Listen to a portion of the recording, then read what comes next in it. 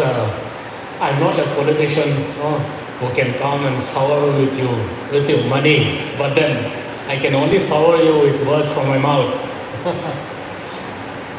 Anyway, I'm delighted and honored to be here, and also happy to know the historical journey of MSTD, and I like. Anyway, coming to the topic, which is quite loaded with many terms. Okay, I'll try to merge them together as much as possible. But I must also admit that I'm not a historian, neither I'm an anthropologist to speak on this theme. But I thought I'll just share based on my own experience and observation that I see around me. I'll try to be very brief, and I hope you'll all pay attention.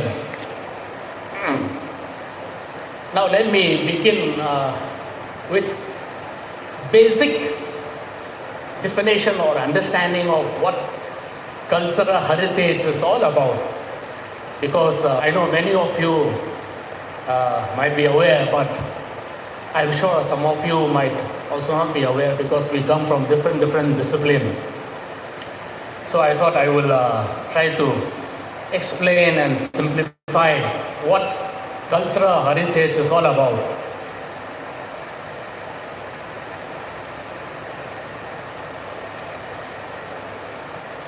Now, cultural heritage is the cornerstone of our identity, which we have imbibed from our forefathers passed through generations.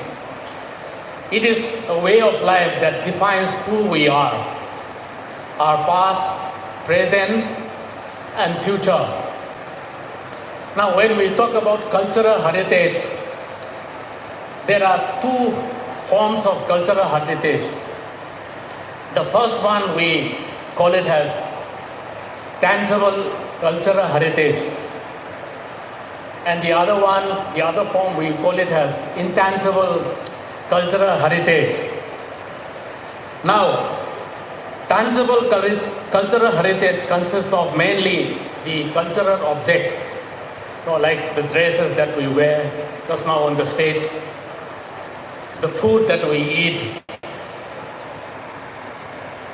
and the ornaments, the traditional crafts. These are all tangible cultural heritage. And when we speak about intangible cultural heritage,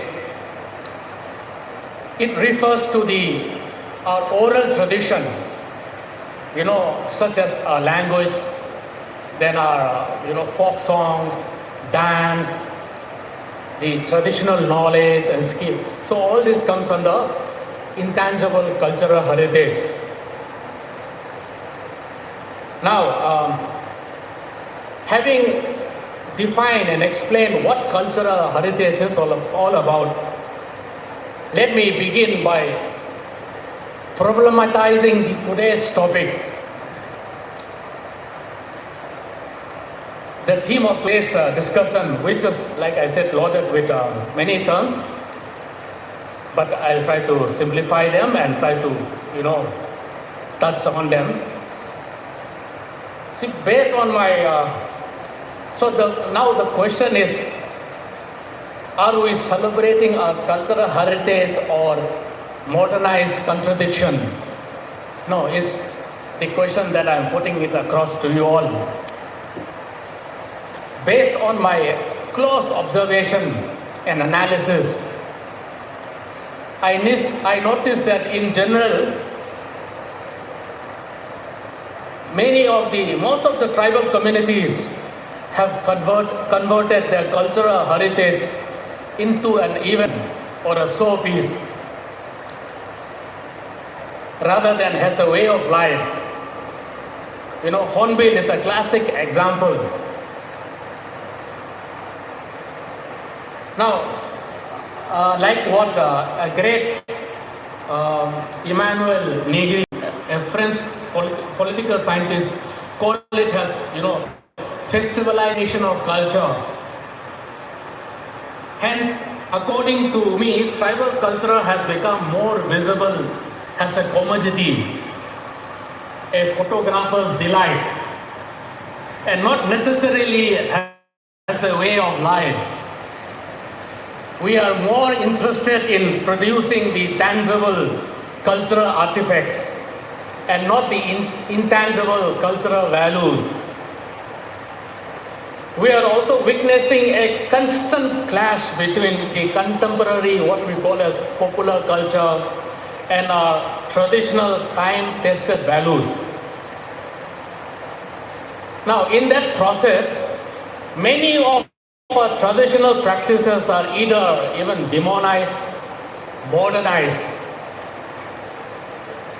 So what really should provoke us is that what initially seems to be foreign, exotic, and alien is rapidly becoming indigenized and homogenized as an integral and natural part of our culture. Here again I want to contextualize the argument of one great scholar, Jean Brodiner, a French philosopher. He makes an interesting argument that we are a generation of models without origin or reality, a generation of imitation. Therefore, it would be wrong for me to say today we position ourselves between a tradition of which we have little clue or no clue and the ever engulfing modern. In such, how do we really celebrate our cultural identity? That is the question that I want to put it across to all of you. How do we intersect the temporal and spatial gaps to articulate our root and identity? These are questions that we need to really ponder. To me, unity and celebration should be number one in safeguarding our cultural heritage. Number two, preservation of our cultural heritage. Number three, promotion of our cultural heritage. And number four, practices of our cultural heritage as a way of our daily life. These are the brass tacks of my argument on the theme today, which are paramount for our present and future generations. Now, let me take the example of our language. Now, I'll be the first person to get embarrassed if I'm asked to speak only in Maram. Because like you, I'm also lost in the crowd. Okay, like you, from a very young age, I've been out of my own community because of my academic career. Now, language is one of the core structure of our cultural heritage because language provides cultural strength and identity. And you know, our language is one of the endangered category listed. I'm sure you are aware of that. So it is even more pertinent to speak or for us to talk about preservation and promotion of our language before it gets killed, because language cannot die by itself. It gets killed when people stop speaking. And no doubt, preservation of language is not a simple task. And it is very complex. There is a lot of difference between, this oral language, between spoken language and the literary language. Now, if there are linguists here, they will know better. Oral language is what we speak. Literary language is what we hear just now in the form of folk song, okay? And folk tales, the data and anonymity of data and anonymity of the sources from where we, collect this and document this. So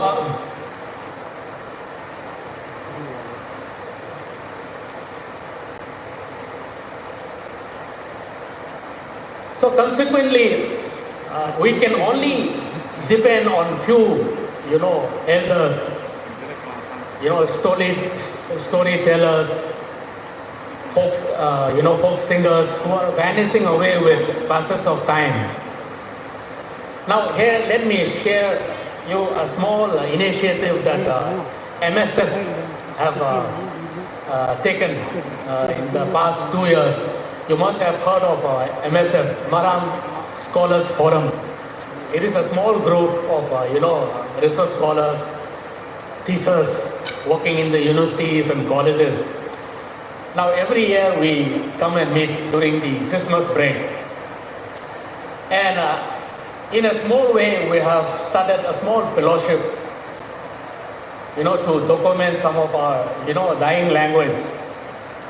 So 2 years back, we have started one fellowship which was announced to the public, and some few people have applied, and we have selected one teacher from Maram who is teaching in a school there, and now he is documenting all the folk songs, recording and trying to translate them, the meanings.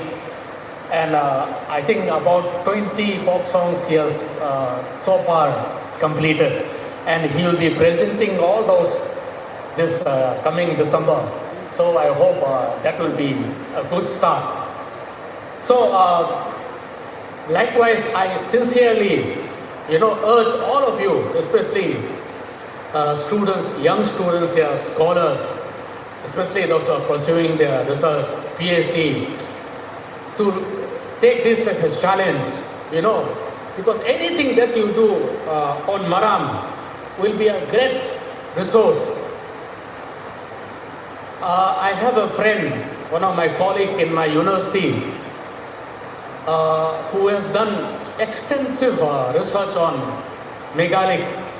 Megalithic is a kind of ethno-archaeological study of this stone erection. He has done extensive study on Maram, and he has published in very reputed international journals. And he was telling me, sir, there is so much, to study and explore about Maram community through these megalithic stones, about their social values. So that was a very, challenging thought that really provoked me. So this is what I really want to encourage you to take up this, kind of initiative. There is no point talking about, about our road, celebrating our road, and doing nothing about it. Because one day it's going to vanish. If you don't do anything, then you'll be lost. You'll be rootless. So I think this is high time we seriously think about this. And another very interesting initiative the Maram Union have taken up recently in my village. They have constructed one museum, but unfortunately it is still empty. Okay, and that museum house is becoming like now haunted house. So problem is when it goes to the wrong hand, so that is the problem with our people. So I think we have to really seriously think about this. So unity, celebration of our cultural heritage again is also another very important point that I would like to highlight. Now, when you are talking about celebration and unity of our cultural heritage, it is also about safeguarding our land and environment for sustainability. The hills, the mountains, the rivers, they are all part of our history. They are all part of our culture. They symbolize our identity. So it is very important and crucial that we protect our environment as well. It is very sad that the kind of system that we are seeing. I remember in the earlier times, there is a concept of this collective ownership. The entire community owns the land, and the land was always protected. Okay, but slowly this, slowly vanished because the land started getting divided on, clan-wise. We call it patat or sudung. So once you start dividing this land, then again it got divided into family. Then once it goes to the family hands, people who are in their need of money, they started selling off, their land. And in fact, I am sure you'll all agree, many of the families in your own villages, in my own villages, are becoming landless. No place to even build a house. So this is one of the crucial, thing that we have to really think about it. It's time to come up with a good land reform to protect our land. There is always a clash between Maos and Marams. You're all aware of that. Between Marams and Paumais. Even now, between Kukis and Maitais. These are all also related to land issues. So we have to think about this. Right. Sometimes as youngsters, we are not, you're not aware of all this, the seriousness of this kind of issues. But I really want to, provoke you to think about this.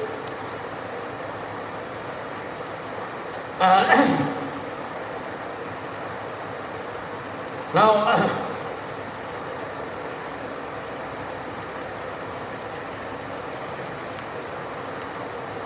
because our identity is also based on the place where you are born. So if you are uprooted from that place, then you are nobody. So let us understand that. Again, another important aspect that I would also like to highlight is about the need to, recover and preserve our traditional food patterns and our traditional dresses. We speak so much about, dresses. See, whenever I travel, I always love, whenever I go to different place, I always love to, taste the indigenous food of that place. I'm sure some of you do that. And I have tasted quite few. When I go to Aizone, I make sure that I go to the indigenous hotel and taste miso food. When I go to Shillong, I taste Kashi food. When I go to Assam, I enjoy Assamese thali. So sometimes, I wonder if some of my friends visit my place, if they say I want to taste Maram food, I don't know what I'll cook and give them. Isn't it? So this is something, and I tell you, it is not that we don't have our own indigenous food. There are. The only thing is, we need to explore that. We need to explore that.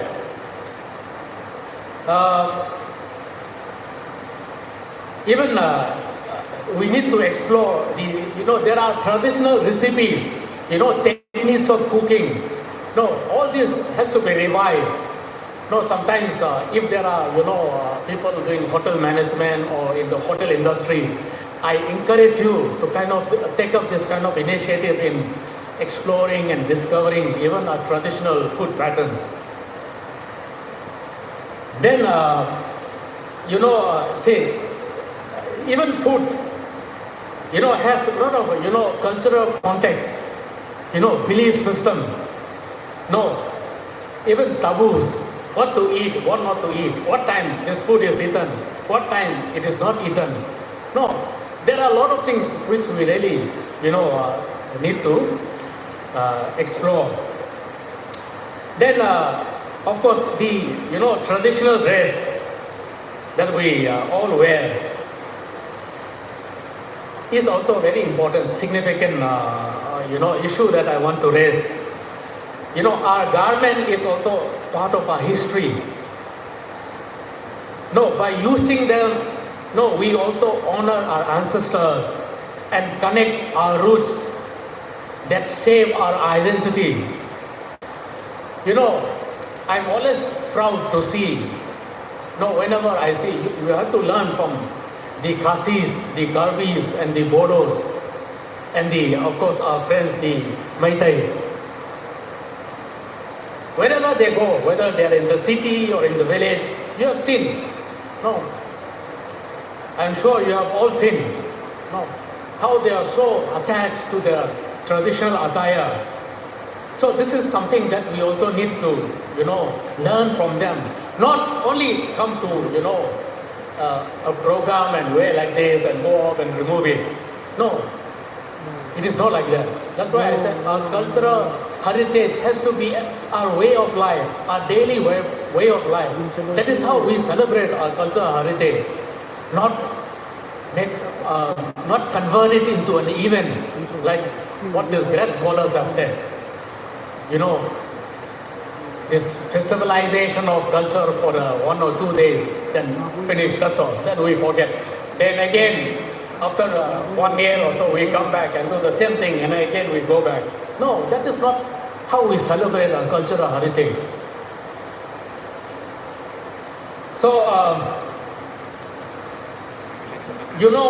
another important aspect that I would like to stress is when we recover and promote our, traditional food patterns that I was talking to you about, and our traditional dresses. There are a lot of, positive implication that is going to bring about. It can empower our society, even economically, socially. There are a lot of, economic opportunities when we promote them. It is not simply, wearing, but it is also promoting, it is also, because skills are required. So we promote and, so there is a lot of economic activity as well. So this is something that we really need to think about.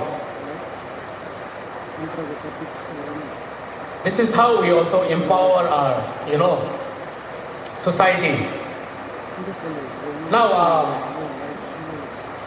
it is also true that cultural heritage itself is not static.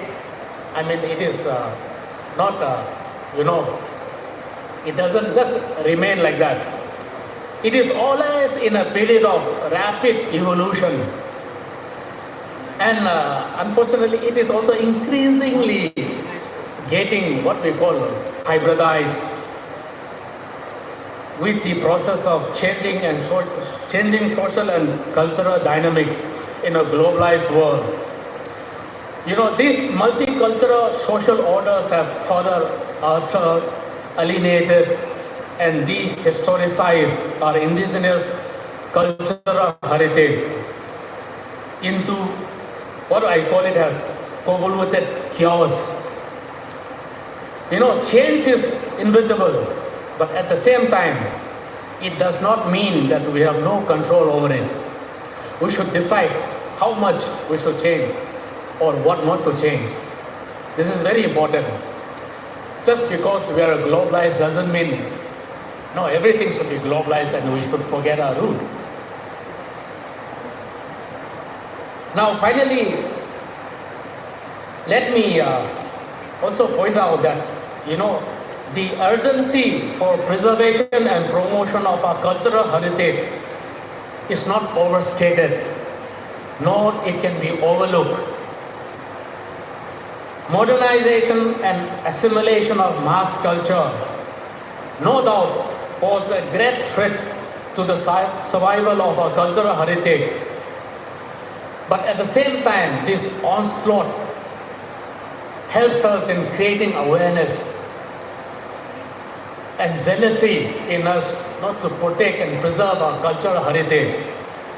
So it should be not taken as a threat, but it should be taken as a blessing in disguise. Otherwise, today we are not going to talk about it. Simply, our cultural heritage is going to vanish. So, what I would like to say is, let us therefore take a pledge to cherish and preserve our rich cultural heritage before they vanish into oblivion.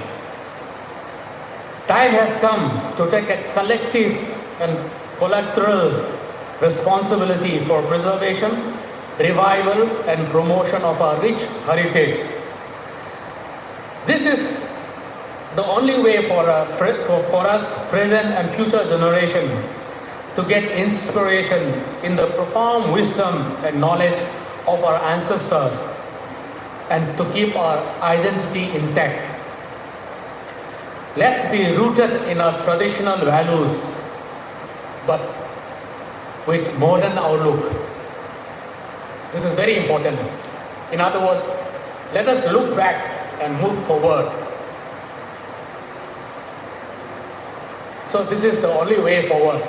So with this few thoughts that came to my mind, I would like to share with you all, and I hope at least some of you will seriously keep these points in mind and do something in your own way to contribute in preserving our, dying cultural heritage.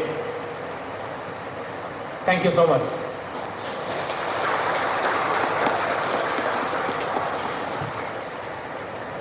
Kasahalak takle Ambassador Nakucha Resource Person Dr. Gage Kabina Tutot Kompakpana Tinay Nama Team Exposition Gito Nago During Study Sampan. To rejuvenate a society, one cannot adopt the new or bury the old. One must improve and build on the old. There is a need that we all need to become the center of our narratives. Thank you. That was a comprehensive statement of the theme with a very profound critical consciousness. Dear sir, we will continue to look up to you. May you continue to guide the Barawi Relations within Delhi and the Marams at large. We will have a more brainstorming discussion on our today's theme, Roots of Unity, celebrating our heritage, embracing our future. Moving on to the next session, we will have the debate competition, which I request our debate speaker, Ms. Sangpui, to please expedite the debate session.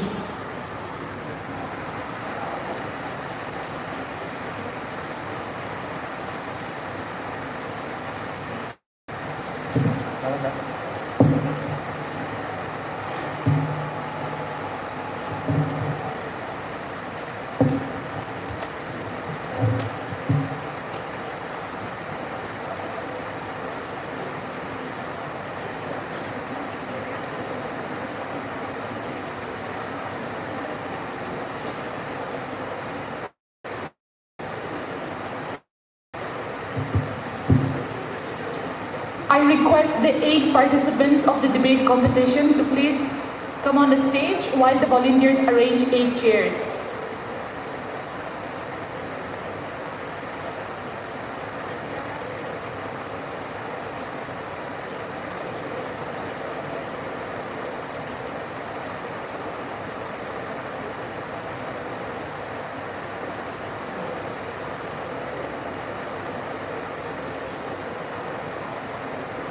How is everybody? We are halfway through the event and now we're getting to a very exciting part of the program. Everybody in this room is opinionated, I believe. Your opinion may be A, B, C, X, Y, Z, but everybody here has an opinion of their own. And this is a platform where opinions are thrown, debated, and discussed. So are you all excited for the debate competition? Only Pastor Rocky is excited. I'm not convinced. If everybody does not give me a strong, solid yes, we're canceling the debate competition. Is everybody excited for the debate competition? Yes! Thank you. Much better.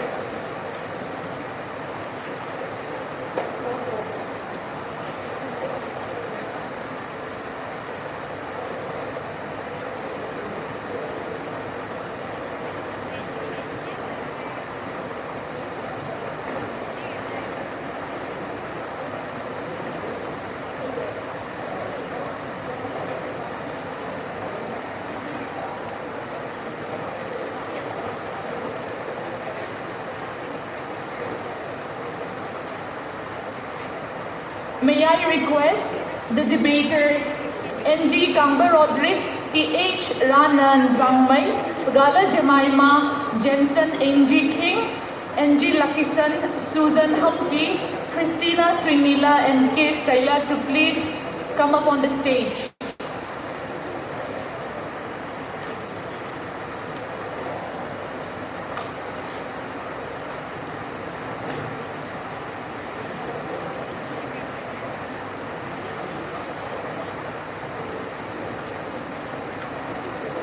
These are the brave individuals who have decided to step up and speak their opinions and to stand up for what they stand for.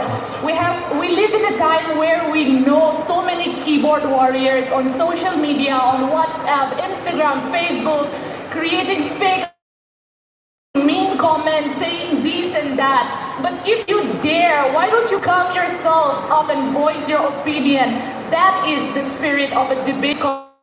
And these are the brave people. Shall we actually welcome them with a round of applause?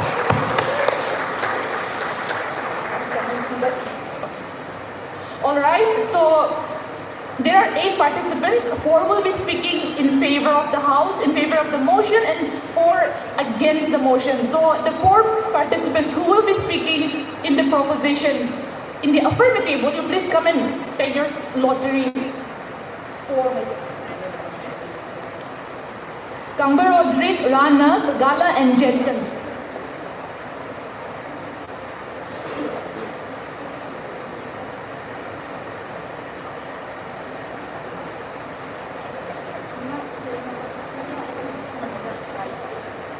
And the remaining 4 on the opposition bench, would you please come and pick your lottery?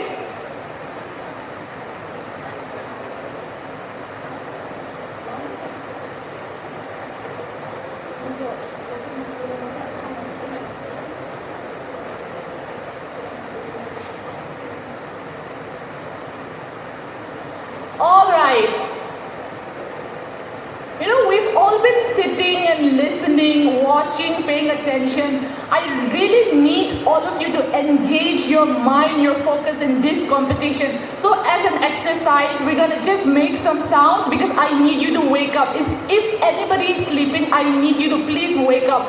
If I make any sound, please repeat after me, all right? Everybody give me an oh!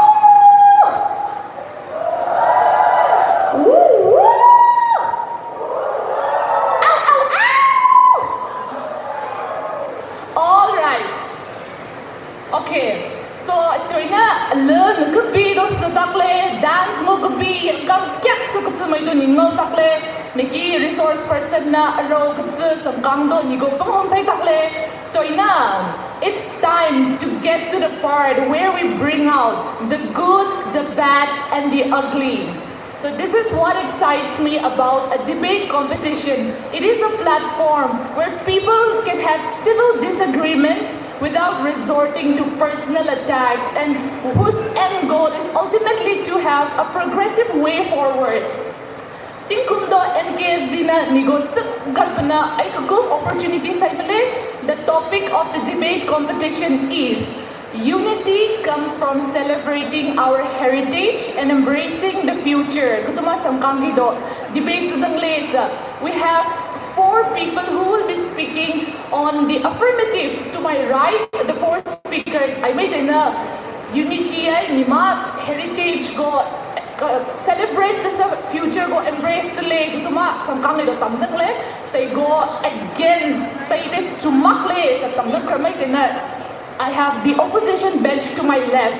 They have all been instructed the set of instructions on what criteria they will be judged.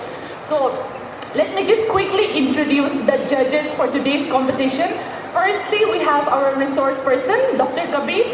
Second, we have Ms. Hamzaila Senica, who is an assistant professor in Dayal Singh College, Delhi University. Thirdly, we have Mr. Rang Dominic, who is an SI in Delhi Police. So, correct me if I'm wrong. Alright, so the judges, this is how the competition will work. There is no rule that you have to speak only in Maram or English. You can mix both the languages as per your convenience. Judge maina out of 10 marks des hay dangle tay to natin so total tally dangle. The criteria for judging. These are the criteria for judging. Relevance of the topic, use of evidence, clarity of argument, effectiveness of rebuttals, persuasiveness in presentation, and engagement and interaction. The participants have all been instructed prior, so they know in depth on what basis they will be judged. So before we begin, I just want to put a thought, and then we will commence with the competition. The French philosopher Voltaire said, "I disapprove of what you say, but I will defend to the death your right to say it." Nang nagkatamte izaraw ko do itay kusutana nang nagtamkani tamkabuy zangba tay ma right zangba na isatsay dang lesa. This is what Voltaire has said. So in that spirit, let us encourage civil disagreements, because let's face it, not everybody agrees to the same thing, right? So this is a friendly advice to all the participants. Attack the opinions, but not the opponents. We shall maintain an ethical code of conduct. Thank you. So, karay Sampito, introduce your serial number very carefully. Your serial number, your name, and you may begin with your topic.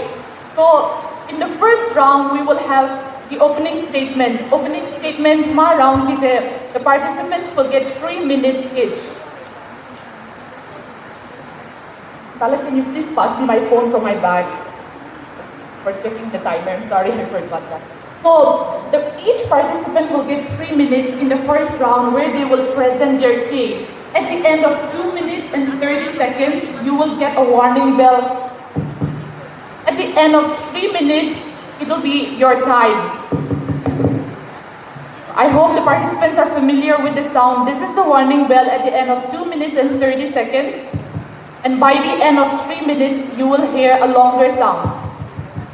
So the first round is the opening statement. The second round is the round of rebuttal. Everybody will get a chance to speak again. In the second round, you will get a chance to rebut, negate what your opposition team is speaking. So for that round, you will get only 2 minutes. And within 2 minutes, you have to present your rebuttals. And the warning bell says, 1 minute, nagasaka, unigo, microphone kito, sound notified to say the glare. And finally, in the third round, first round and second round, the judges will score you out of 10, personally.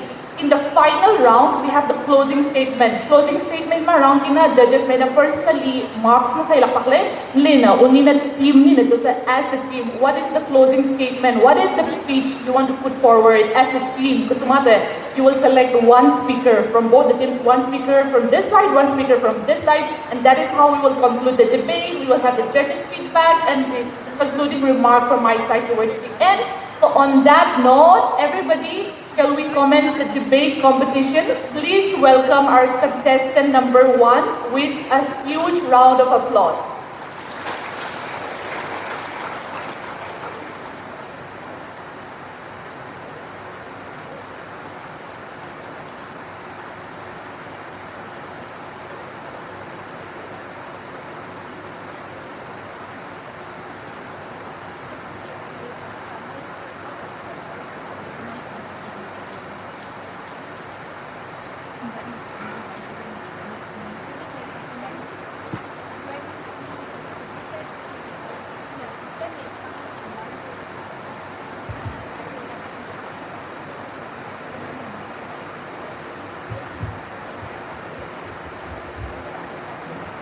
Hello.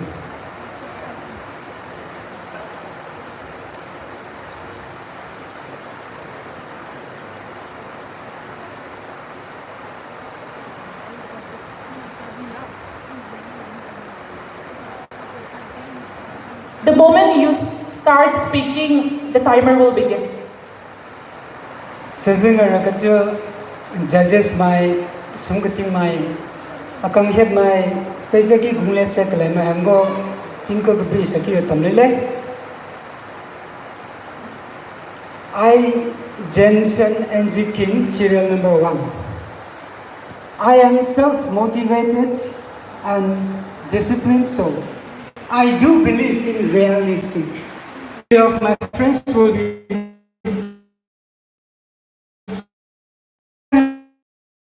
to all the brothers and sisters present here in this very moment. My name is Christina Swinila and I am serial number 2.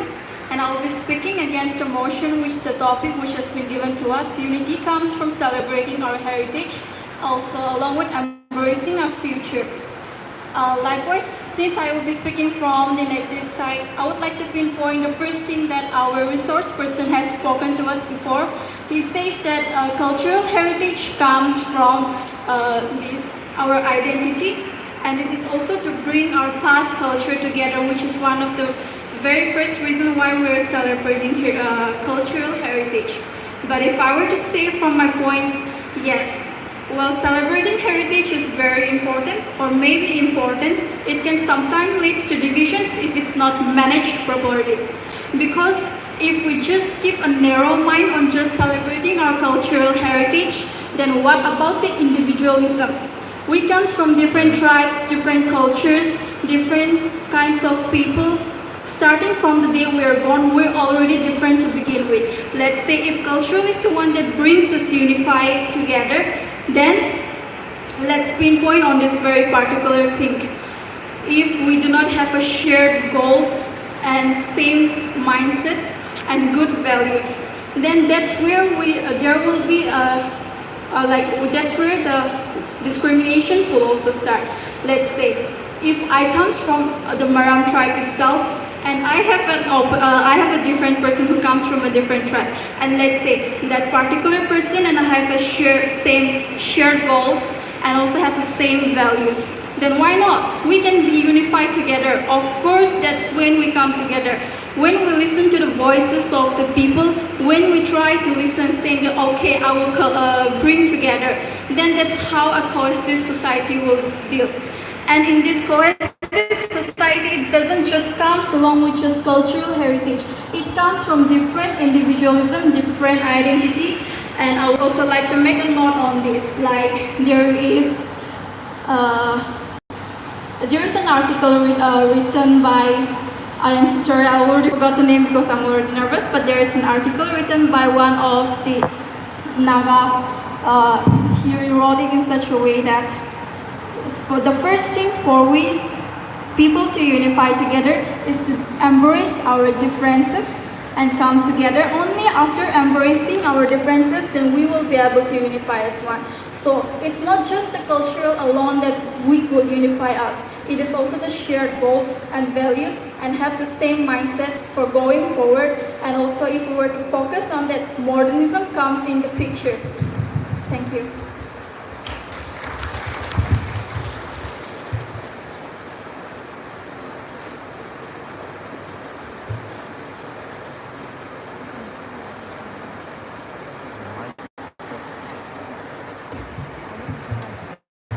Good afternoon, esteemed judges, honorable guests, and my fellow participants. Mazay Sigala le Sakai favor Masaiki Gautamtanga. Celebrating heritage is a way of preserving history, ensuring that the important lessons from the past are remembered. These shared memories help to unite people by making them understand how and where we've come from. When we celebrate our distinct culture through events like this, we are reminded of how our great-grandparents and grandmothers shaped the Maram community and made what we are today. When we acknowledge these stuffs, we feel more connected to our community and ultimately we feel more united.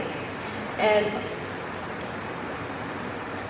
Festivals, holidays, and cultural events are opportunities for communities to come together. These shared experiences foster unity by allowing individuals to connect over food, art, rituals, and music.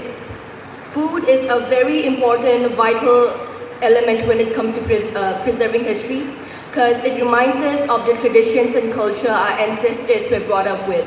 And when we celebrate these things along with food, we acknowledge our ancestors and roots. And this is how we can foster unity. Heritage often includes values, custom, and traditions passed down through generations.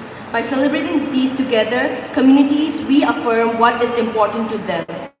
A common bond that unites them around shared practices and principles. Our cultural heritage shapes the foundation of our personal integrity and character formation. By celebrating them, we are reminded of our similarities and ultimately makes us feel more united. Celebrating heritage can remind people to show love to one another and believe in humanity. Examples of it are celebration of Christmas back at home. MKSD literally meet on this day Marams from all over Delhi come together and talk about how we as a whole Maram community can think better of our community and make it grow. And second example, we have Kapok Hangi. In this time of the year, we all gather to celebrate the success of the harvest of crops. Through this event, we share laughter and honor our distinct traditions, increasing unity. A very good example of this is our country, India. India is a very diverse country, yet it was able to get independence from the British, and this was possible because of the national leaders. The national leaders were able to do this by reminding people that our hearts, traditions, and culture are embedded in the Indian soil. So altogether, it was all because of the cultural heritage which was able to unite all of them, and we were able to achieve success in it. Thank you.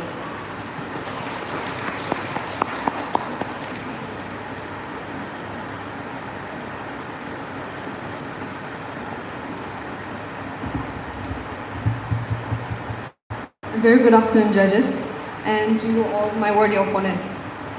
My name is Hanki, and I will be speaking against the motion. My serial number is 4. I disagree with the point that unity comes from celebrating our heritage.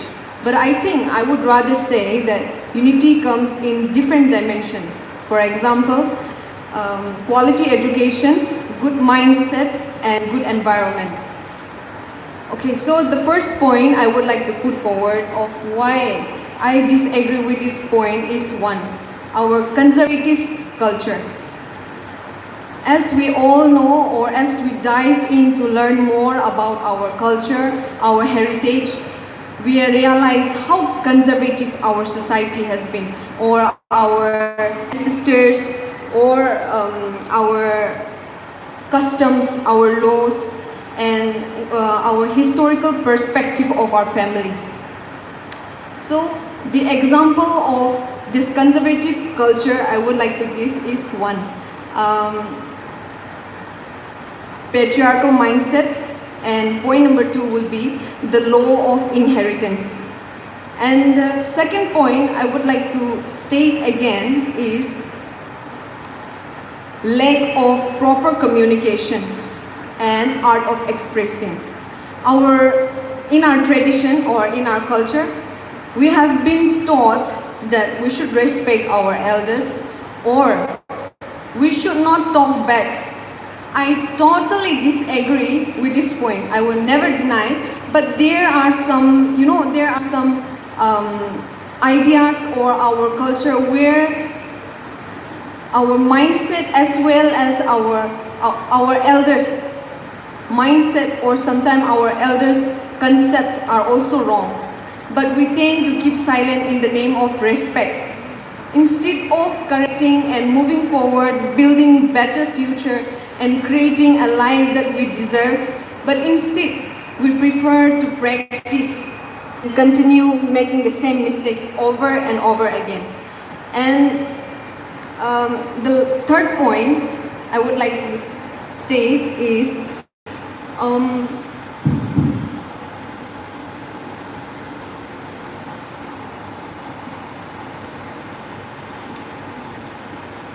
okay, so our cultural reform. We have seen that sometimes we need to make reforms in our society, or why our society has not been improving. It is because we sometimes we need to make remodification in our culture. Thank you.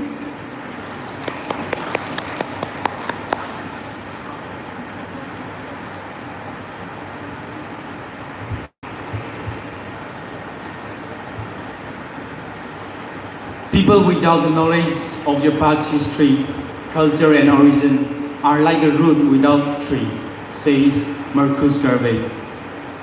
Respected Miss Speaker, judges, and my worthy opponent, and to you all my audience. I am Kamar Rodrigue, serial number 5. Today I'll be speaking on a topic, unity comes from celebrating our heritage and embracing the future. To begin with, I would really like us to understand what today's debate topic really means. In simple language, it means accepting and understanding who we are, where we come from, and to get where we will be tomorrow. And to lay my proof before the House, Ms. Speaker, I would like to share some few points. Unity comes from celebrating our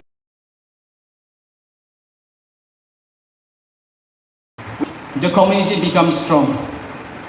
So, as the people of Maram, we should unite and stand together as one and grow. Let's say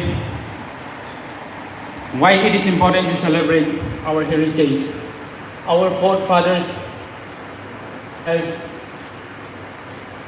gone through their life, and it is because of them that we have inherited the identity that we are people as Maram. Also, we have a very rich culture, custom, traditions. Why should we forget our heritage? Why should we forget our culture? We should be a proud Maram, and we should preserve and protect our heritage and culture. And my worthy opponent have said before that she don't like the point where we Maram have disrespect to our elders. We must learn as an educated man and woman, we must learn to respect our elders, and we should collaborate, have mutual understanding through conversation. And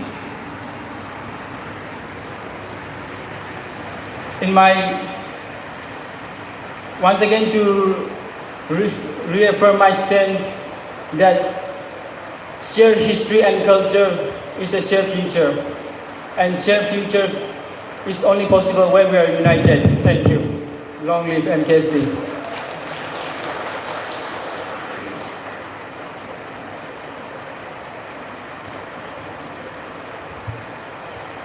Niti season director moi kawan speakers, special invitees, Stasia Gongla Saklai Mehamgo, think of me